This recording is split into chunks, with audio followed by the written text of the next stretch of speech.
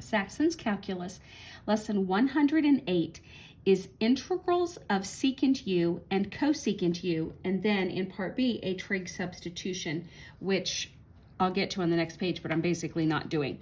So they remind you as a review all of the integrations that you know. Sine goes to negative cosine. Cosine goes to sine. And of course, every integration has the plus c at the end.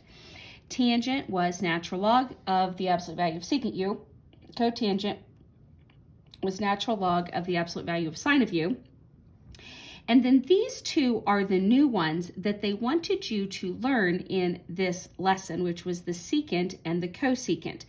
So rather than go through their explanation, which is basically just a lot of substitution and proving that you get to here, I would merely add to my notes that secant u du is the natural log of the absolute value of secant u plus tangent u plus c.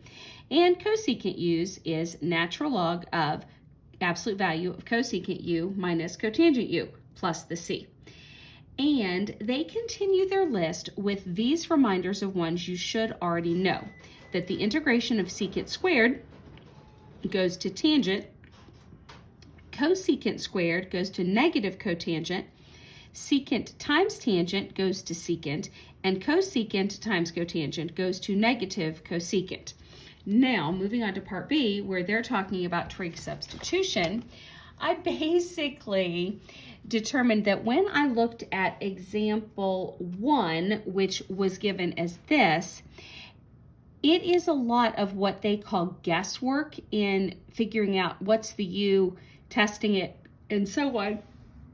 And so I feel like part B is not of major significance because you're not going to typically go through and be doing a lot of testing and guesswork because you're not going to be handed that sort of a problem on a standardized test. Because and the other problem is that it's more than one substitution. So it's more than one guess to determine where you're supposed to be. So I didn't even look at examples 2 and 3. I just basically said part B is not worth covering at this point in time for us.